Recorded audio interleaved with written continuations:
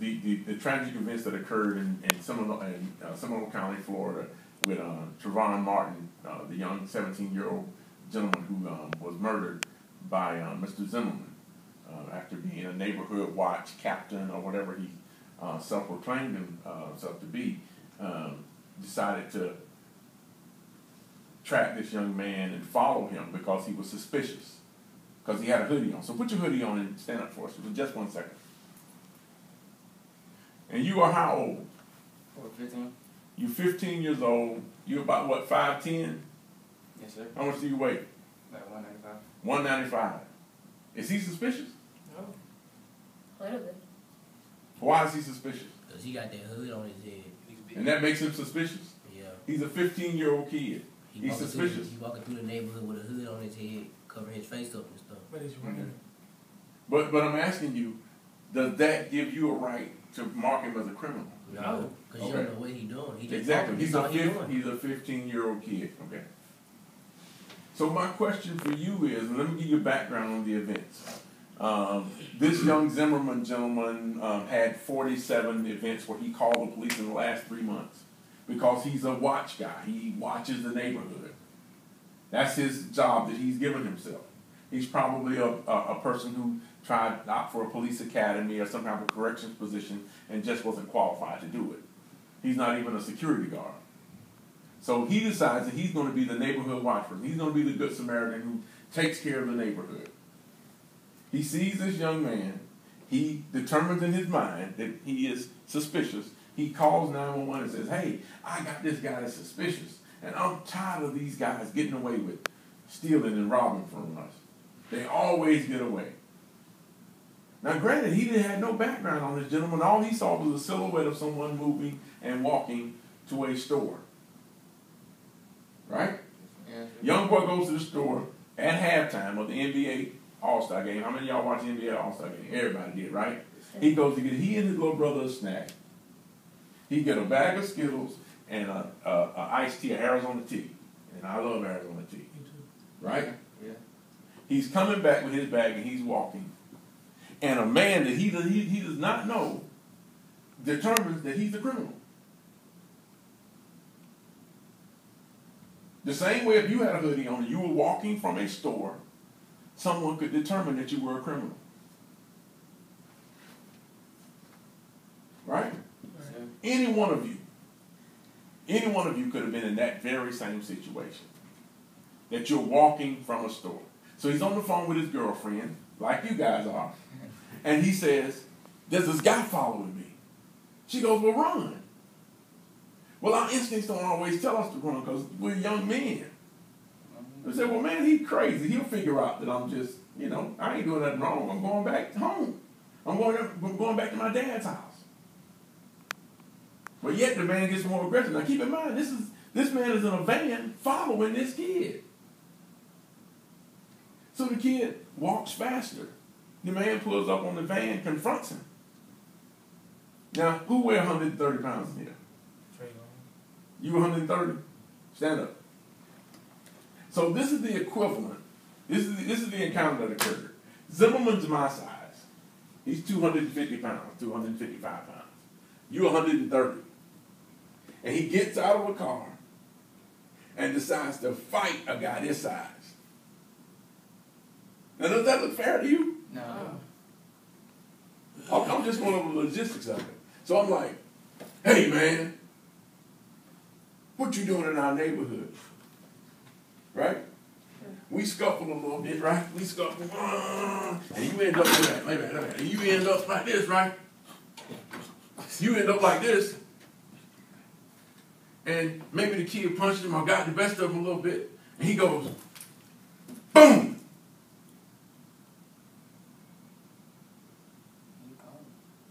It's over. It's over. You don't see no more. Close your eyes. You don't see no more. You don't breathe no more. You don't see your mama no more. You don't see your cousins no more. You no longer exist. All over ignorance.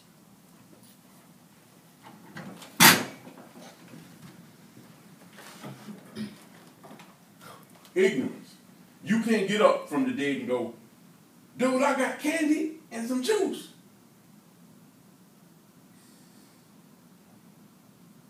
I got candy and juice in my hand.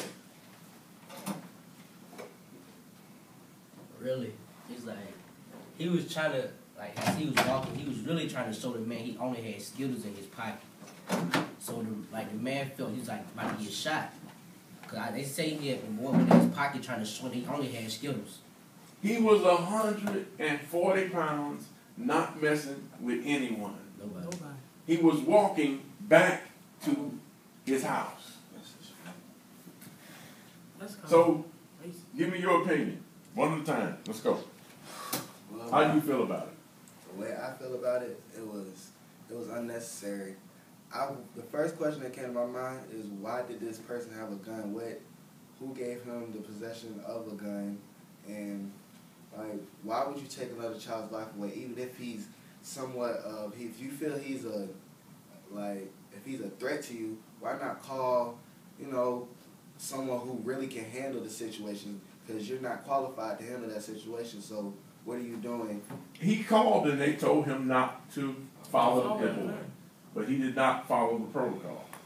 So, all right, Cordero. And also, it's not illegal to, if he has his gun registered, it's not illegal for him to carry it, because he can carry his gun. Piggyback off what Isaiah said, basically it was really no reason to kill a little boy that was only 17, probably doing the right thing in school, for apparently no reason, because he had a hood on and walking back to the house. All he did was saw a kid with a hoodie and automatically assumed that it was one of the robbers trying to rob somebody in the neighborhood and take all their stuff. So the guy that killed him probably thought like, okay, these guys already in trouble. Called 911, and even though they told him not to follow him, I'm going to do it anyway and take matters in my own hand. And taking the kid's life is not really doing the right thing if the kid had nothing to do with the robberies in the neighborhood. So there was really no reason for that guy to not be in jail right now. And Trayvon... Well, we're going to get to that in a minute. Greg, tell us how you feel. I feel that he's only 17. How did you feel when I pushed you down on that table and shot you in your chest? I didn't feel comfortable. Your eyes, you felt funny. It made you feel funny, didn't it? But you was a 17-year-old kid. He walking through there. Just because he got a hood on don't mean he's home to nobody. Only thing he was trying to do was just show the man he only had Skittles in his pocket. But why should he have to show the man anything? He was not a threat. The threat to nobody or to the neighborhood. He was not a threat. So if you a police officer or whatever, or you a citizen and somebody's breaking into your house, you have the right to defend yourself. And there's a law that says you can stand your ground, even if you're outside of your home. But it must be a threat. Go that way and let me chase you. So go that way. Is that a threat? No. Now, if you coming in my house and you banging and you got a gun or you got some other type of weapon that I see, the fact that if you trying to come in my house and come on my property, that can be considered a threat. But if the person is going the opposite direction, then take second measures to get past you by running, there is no threat. There was no threat whatsoever. Okay, Jordan, we're going to get to you. Alright, so I feel like it's nothing but ignorant, because, so basically, when I'm thinking about the case, so if I walk around my neighborhood with my hood on, I'm considered a threat, because there's people breaking into houses. Mm-hmm. So what I'm thinking is, so if I walk around my hood on, I'm going to get shot too, because somebody feels suspicious about me, and they think I'm breaking into the house, so they're going to shoot me too. Yeah. So I think it's just ignorance. Well, the same places that I go when I go in suits, dressed for work, I can go back to those same places with a hoodie on, and people won't speak to me. But yet when I go in my suit, it's, hello, Mr. Folsom, how are you? Oh, man, how's your weekend been? But if I go in there in my Georgetown hoodie and my sweatpants, they're watching me like everybody else. All right, Tyler, let's go. Well, to put in what Jordan said, it is kind of ignorant for this dude just to think that Trayvon was just going over to the store and it's the robber. But he don't know if he did or did not. And we all know he didn't rob the store. He went to buy some Skittles and tea. But then I think it's racist because the white man think it's like the dude is black, so he might want to steal from the store, but that's not really true. It's like he's spending time with his brother and his dad.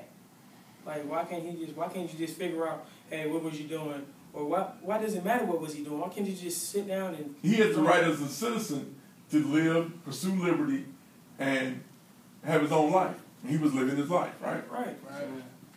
So, but perception is reality. And if a person perceives something a certain way, that's their reality. They think that it's real. So all that racism and prejudice and what we call heretics. And that's what people are taught from a young age.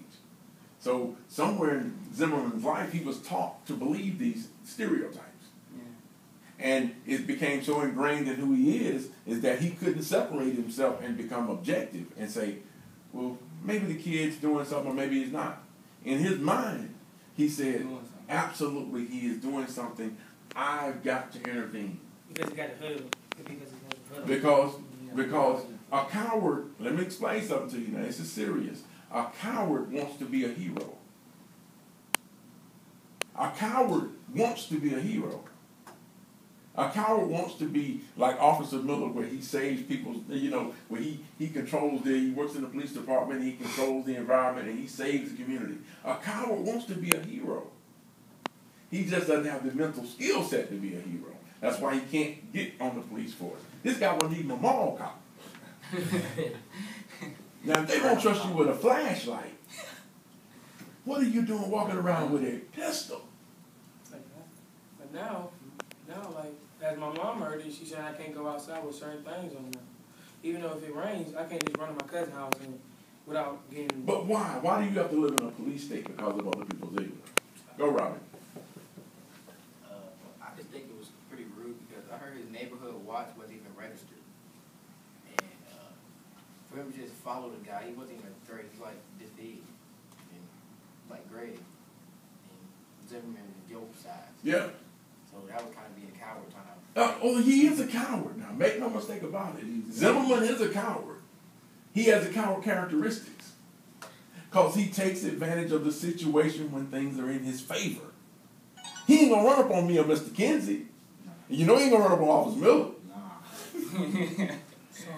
He's not gonna. I don't care how big the hoodie is. My hoodie could be red with Donald Duck on the front. He's not gonna run up on me because he's a coward. He ain't got no heart. But he'll run up on somebody that he got an advantage on. So make no mistake about it. When he saw the guy in the hoodie, he had already sized him up and said, "I can take him." He's a coward. He's a coward. He gonna save the community when it's in his favor. He ain't gonna save the community when me and Mr. Kinsey come and we could be robbing it for real. He ain't gonna come and save it he ain't gonna come and save it then. Trust me, he's not. But when it's in his favor, when it's a little dude like him, he gonna come and jump in and say, I saved the community. Go ahead, Keith. Go. I agree with what you said, Mr. Folsom. Now he's a coward. And the fact that he was following a 17-year-old boy in a van, and it was in his favor. I mean, the boy, he didn't have nothing to protect himself. He couldn't even escape or run.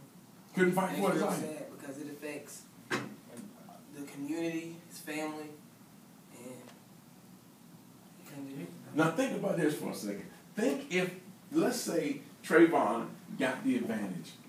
Flip the had a chance to turn the gun over, right? Mm-hmm. He took the gun from Mr. Zimmerman. I'm not calling him Mr. Zimmerman because I want to give him respect. I'm calling him Zimmerman because I don't know his first name. I don't even care to know his first name. Right? Mm-hmm. This name right there.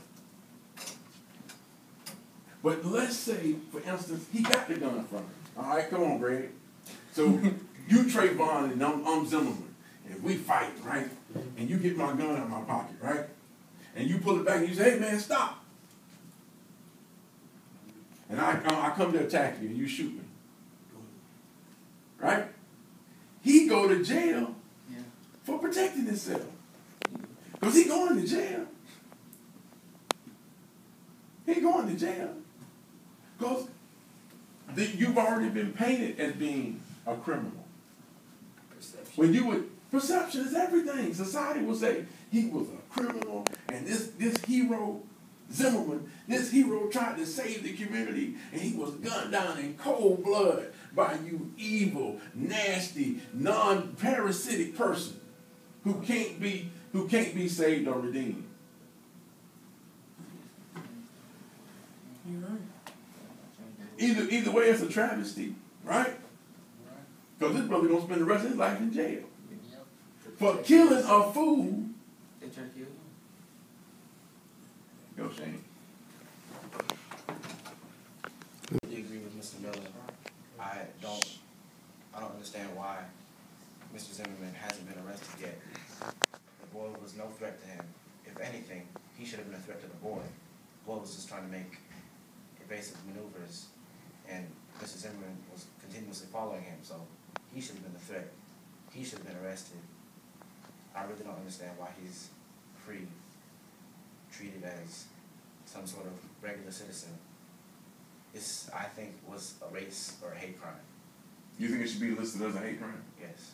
Yeah, now when he called in to 911 the second time, on that same call, he called him a effing coon. Yeah.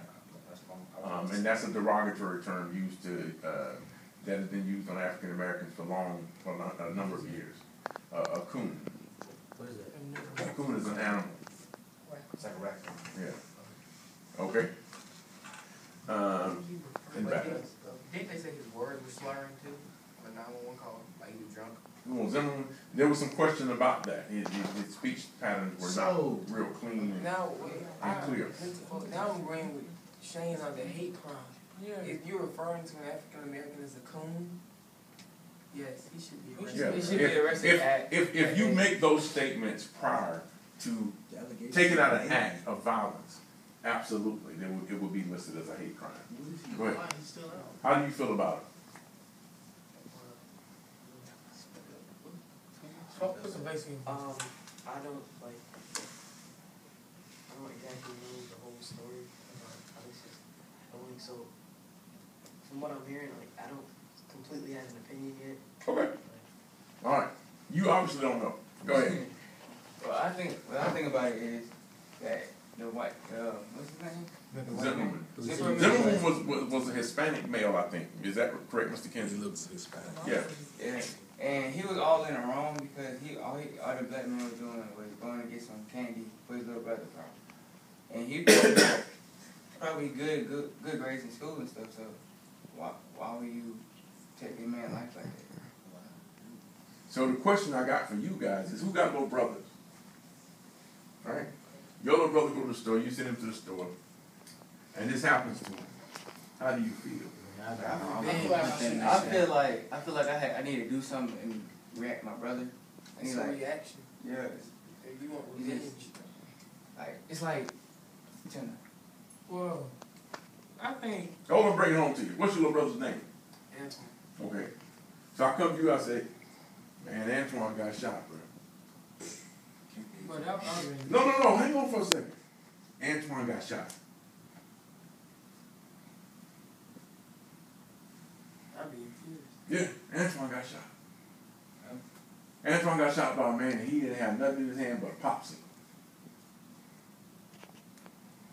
That's what I have revenge. It's I was trying to That's tell what I'm Paul. It wasn't like possible. Actually, I was an older brother who was in a popsicle.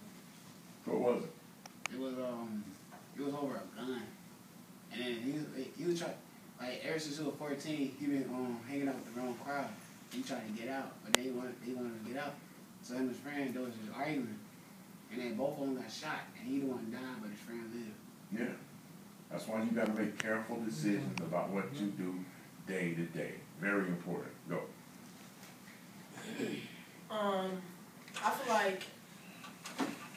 like that the boy, like, when he shot him, like, the boy was he had to defend him, so, like, why would you shoot a boy and he was just walking, going to the store, got something for his little brother, and then he was defenseless. He's like so big and he's so little. So I think he should have, if he thought he was a threat, I think he should have called the police and have him come over there. I think something was wrong with him. Like you said, he was a coward. I think he wanted to try to prove like he was a hero or something. So he went up there and they tried to approach him. in a certain way. So why did the police department not red flag this guy? He's called into 911 47 times in 3 months. That's like every other day. Nobody has that many emergencies going on in their life. So why did the police not see this guy and go, you know, this guy might not be totally balanced, mentally balanced as we call it. It's also a term called nuts. But he's trying to be a hero. He's like, you guys don't remember a show called Andy Griffith. There was a guy named Barney Fife. And he was a super zealous deputy because he wanted to do something to be recognized. So this guy's trying to be recognized. Okay, let's look at his life. He's failed at something. He's failed at something. He wants to be a mall cop or a police officer or whatever, and he can't get them to recognize him. So he's going to jump out and be a hero and say, I have done something significant, so now you should recognize me and give me my just due. He's crying out for attention. He wants somebody to say he's worth something. He has value in life. I'm here to tell you, you don't have any value in life. But they had recordings of this dude. It was one lady that called the police. Dude out there screaming for his life. Yeah, he was like, and you can hear punching, but when it all stopped, I hear gunshots now. I hear gunshots. But you hear the man screaming for his life, and nobody's out there to do anything. But some of the folks have kids, though. I can understand that. But it can be somebody that could have helped him, or the police could have been out over there just to help the dude, just to help the little man. Yeah, the police should have been there like that. Like, so Mr. Kinsey posed a question. He said, let's reverse it. Let's say that the man, Zimmerman, was a black man, and he shot, let's say, Justin Bieber. Justin Bieber type. So what would have happened? Police would have came. SWAT. Going off helicopters, like SWAT team. Going off of like a young black man, like our point or our review or comment, we would think that they would have had everybody ready, because we think that whites, they're just against us. That's just the way we feel. It's perception. Yeah, it's perception. It's our perception. It is perception. Especially on how we grew up. Most of us on how we grew up, our perception of whites are that they just have no liking of us. If we achieve something, they just want to knock us down. Like, there's no point of us being successful. They want us to be scrubs and work underneath them, not be above them. And I think a lot of something in the world nowadays is like, we have a lot of African American males who are now at the top and have individuals that are white working underneath them, and some whites that are at the top probably look at this as saying they're finally, becoming something, and we should start do something and make them, just to intrigue the African Americans to do something to make more of the society go down of those individuals or the African American males to be successful. There's a big thing John McWhorter talks about, and he's an author that you guys should probably look up, but he talks about how the remnants of slavery affects the consciousness of black people. And one of the things that we see is that even post-slavery, all of these things have occurred, but we've been so ingrained in being alienated from mainstream that it's difficult for us to now be able to incorporate ourselves into mainstream society, or white society as we know it. Now that's a thought process that it doesn't tell you that prejudice and stereotypes and things like that don't exist, but if you think that white people, millions of white people get in a room and conspire against black people, that is just nuts. It doesn't happen anymore. But because of the way that we perceive things, the racism exists, or the effects of it exist on our side as well as theirs. There were tons of white people who helped during civil rights, helped slaves escape. So to think that all white people think black people are bad is not true. But because you never felt a part of the establishment, you never felt like you were embraced by society, you always feel distance from it. And that's something that you have to learn to overcome. Because guess what? the society will never change to be perfect. The playing field will never be level. You'll never go out and go, everything is just perfect and that's a utopia. It won't exist. You'll never get where you need to be if that's the case. So now the onus lies on us to overcome the circumstance. So you put barriers in front of us, and we got to learn how to get around them. We got to learn how to overcome them. As opposed to saying, well, I'm not going to be who I'm supposed to be until society is perfect and there is no racism and no stereotypes and no prejudice. Remember this, though. It doesn't take a million white people to get together to go against us. But the white people that may go against us and be in those rooms, if they have the power, i.e. the judge, i.e. the police chief, i.e. the DA's office, it doesn't take a great deal of white people to get together and conjure up things to hold us back or to give us injustice or, i.e., like I say, in this Zimmerman case, there's no reason that this gentleman should not be arrested and allow a jury of 12 to decide if there's enough evidence to convict him. Absolutely. A police chief should not decide we don't have enough evidence, don't arrest him. So he said he said it was self-defense. Go ahead. And let me ask this. You know, you got this situation where, okay, Zimmerman, he shot his kid. So now everybody's upset, everybody's marching, everybody's angry, all of this. My son asked me an interesting question last night because we was watching it on TV. And he said, why is everybody so mad? Black people shoot black people every day. They don't march for that. What's the difference?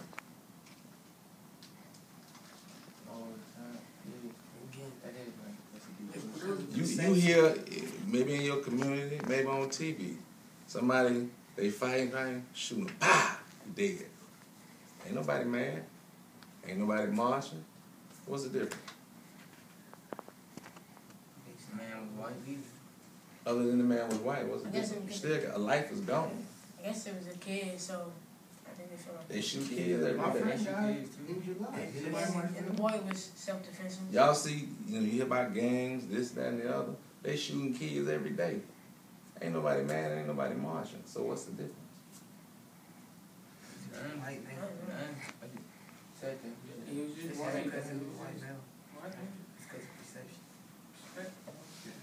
Now, all killing is wrong. I'm not excusing one or the other. But we got to get just as angry when we shoot our own. Yeah. There's more black people killing black people than white people killing black people. We kill our own more than they kill us. But it's a failure in the justice system either way to prosecute those who do crime. That's where the failure occurs. Now, if Greg and Cordero get out there and they fight and they kill each other, well, the justice system just say, well, the police say, well, we ain't going to even pursue it. He'll end up dead too. The one who end up surviving will end up dead in a little while anyway. So why even pursue it? Let them kill each other. In this case, this man killed a boy and they refused to prosecute him.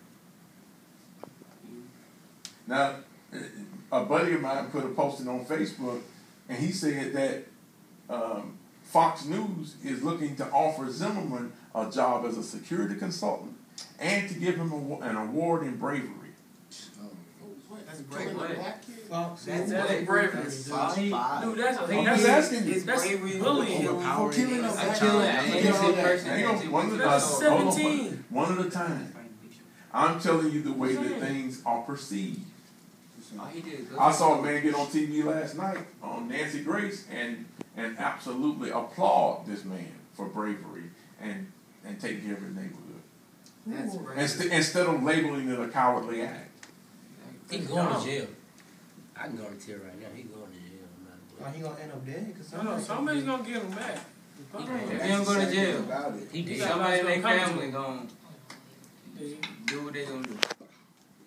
I mean, you heard the family speak the other night. I mean, the dad said something about he gonna do something.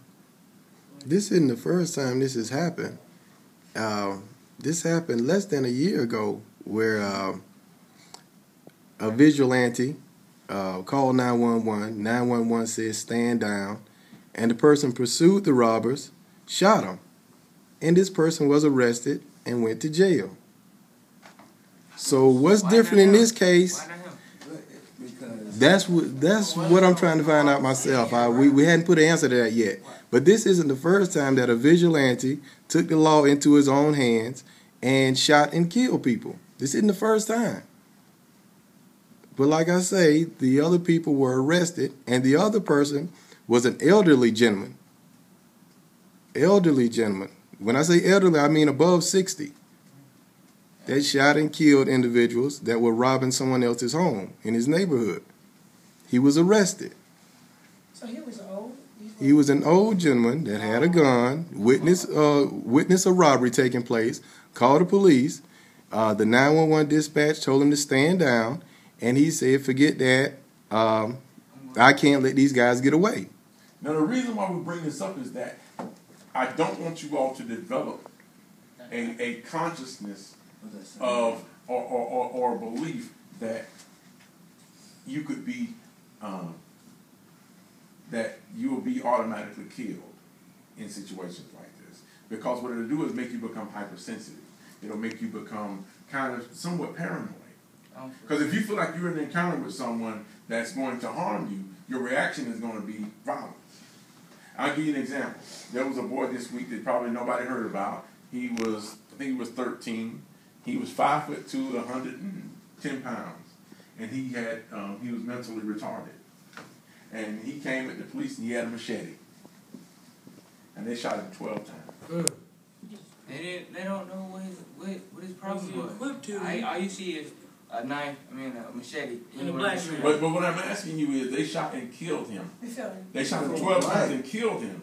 Now that's like you, Mikhail. You coming at me, and it's 3 police officers here, and we see you, and instead of shooting you in your hand or your leg, because if I shoot you in your leg, you ain't going no further. You ain't gonna walk. You're professional. You're in the knife going down. So instead of shooting you in your leg or getting a police dog there to attack, because you're not big, stand up. So you're swinging your little knife, and instead of taking alternative routes to manage this kid, they kill him. They were shooting to kill. But they're professionally trained. They were shooting to So why would you shoot to kill a person that is at minimum a marginal risk? Exactly. He has a knife. He doesn't have a gun. He doesn't have a bomb. He has a knife. So that means that the object is static. It ain't going nowhere. It ain't going nowhere fast. He's moving it and he's swinging it. So instead of shooting him in his hand or his leg or his foot to slow him down, or a dog, or tasering him, they got tasers they can get at a distance, 12 feet. Yeah. They shoot him 12 times and kill him. Why did they shoot him 12 times though? Because number one, his life is not as valuable as other people's life. That's not even. It's not even cool, man. Everybody like Did they even warn him or something? You tell me. He's mentally retarded, so he hadn't done any crimes. He's mentally challenged. He lives with his mom. He got loose, got a little wild, maybe got off his medicine. Swinging a knife, ain't cut nobody, ain't hurt nobody. He got a knife. But there are ways that you can de-escalate that without fatal violence. They shot this man 12 times, and he is as big as him. The officers go along about their lives as normal. That should be an investigation in that. Why? His life isn't worth anything. If his life isn't worth anything, what you going to investigate? So mental. Isn't there like if your life isn't worth anything, who's going to investigate? Isn't there like a conduct, like a police code or something? There is no reason for that. Deadly force is warranted under the police officer's discretion. So I guess in their discretion, those 3 officers thought that guy, stand up, was a deadly threat to them, and all 3 of them big as I am. 12 with pistols. 12 times. They shot him 12 times. They shot him 12 times. So if I'm a sharpshooter, I understand one, but 12. Officer Miller goes to the range and he has to qualify. That means he has to go to the range and shoot and qualify. And what you got to do to what's your qualification number? It varies in regards to the distance and the timing. It varies. But anyway, but nonetheless, you have to qualify. Criteria to qualify, right? Yeah. So you mean to tell me you got guys who are expert shooters, guys coming at them with a knife, and there's 3 of them, and not one of them can shoot him in his hand or his arm to make him drop the knife. His leg, exactly. Y'all You can shoot him in his shoulder, and it'll drop. If you got a knife in your hand, and I shoot you in your shoulder, guess what? The knife gonna drop. Yeah, because you don't have no act. Or you just So while his arm may be intimidate. moving, if you shoot him in his shoulder, a more stationary position, he'll drop the knife. We can get him and get him out. But if his life has no value in their minds, still is no. Why so many times? Well, That's what I'm saying. Why so many? At least once. If you He's a kid if though. you're Like, why would coordinated, you dude. pull out a gun on him? I mean, If you're coordinated and know what you're doing, if somebody has a knife, if you can just grab his hand and just slip him down. I mean, if he his size and I'm them, I'm probably gonna use some kind of barricade, bump him a couple times, and I get it from anyway. I think they acted is that common though? Thank you. Like if you with that scenario you give police a shoot the guy 12 times, he's not a threat. Why 12? Would they look into that? That's what I'm saying. Yeah, they'll look into that. But when the police is investigating the police, what you got? That's true. I think they acted off a reaction. But that's where it goes back to theoretics and what people have in their minds. That's why it's important for you guys to know history. That's why it's very important for you guys to know history. And history says that 100 years ago, your life had no value. You were considered less than a human being. And we've made tremendous strides in these 100+ years. But at the end of the day, a lot of that consciousness still reflects in people's thinking. It just does. There's no way you're going to erase what whites were taught and blacks were taught in the course of slavery and erase it in 100 years. It won't be gone that quickly. I also think that us learning about slavery, like some people, like our teachers, they tell us not to take it in a way of what happened. Don't take, like some people, when they hear about slavery, they take it the wrong way, and they think that's how the world still is. Like they still feel like that. No, you got to see if we regress forward from it, but you guys don't understand the clear dynamics of it.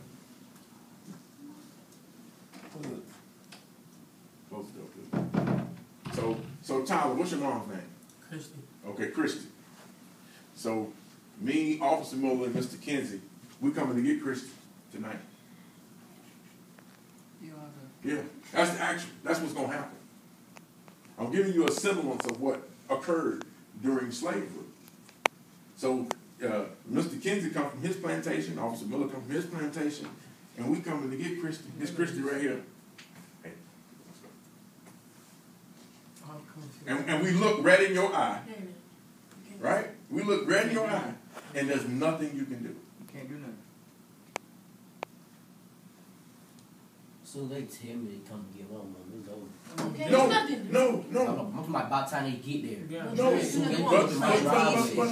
but hold on. The result of that is now, you can be a buck and you can buck up. You can be a buck and buck up.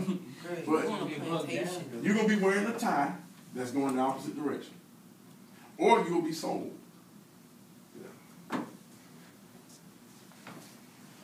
That's what's called despair. Anybody know what the word despair means? Despair means is when you're overwhelmed with emotion. You don't know how to react. It's too much for you to take in consciously. So that happens to you when something tragic happens. You despair.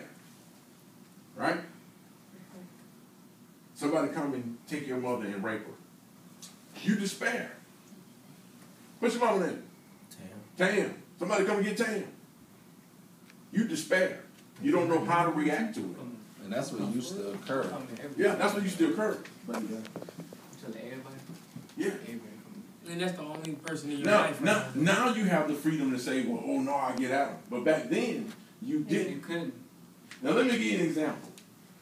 How many of you guys know what blues music is? All right. Jazz came from blues. Blues came from slave translations. A slave translation is a form of music that occurred when people could not put words to the pain that they felt.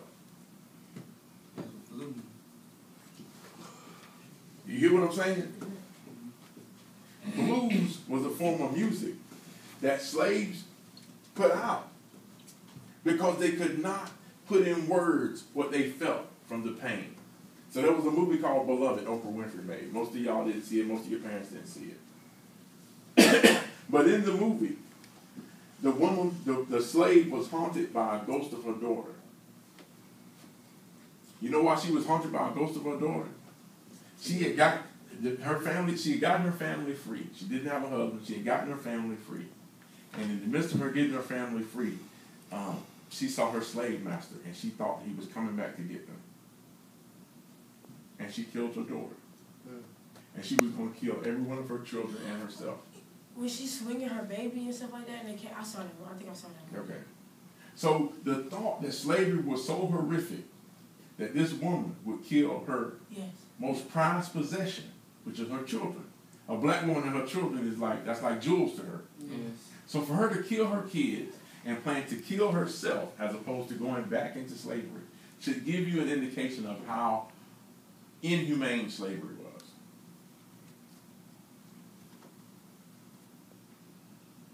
So she never killed herself? No, she never did, but she was haunted.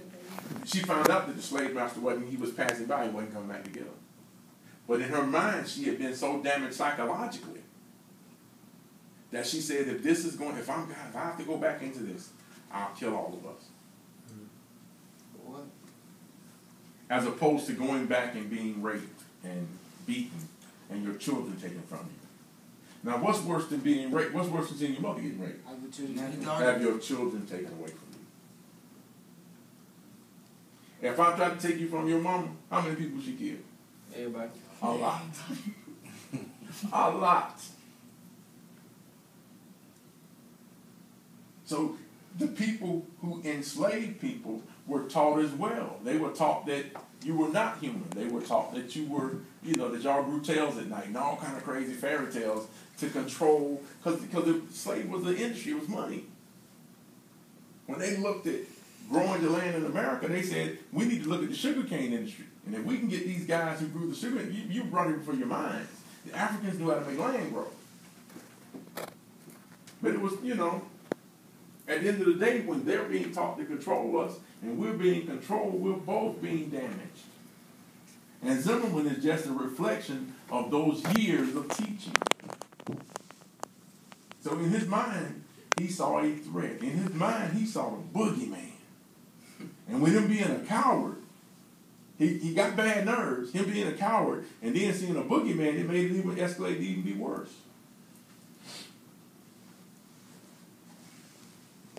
But the way that you change that perception is that you're affluent. You're able to articulate your words. You know where to go and you're aware of your surroundings. Now, I don't know if Trayvon could have, I don't think there was a way he could have de-escalated the guy because he was in a psychosis. He was crazy. And unfortunately that happens, but we've got to make sure that the laws in the United States change. We've got to make sure that the people in the United States change their perception of black men. And that only occurs through you. It doesn't matter what you have on. It matters what comes out of your mouth. The way that you say it and what you say.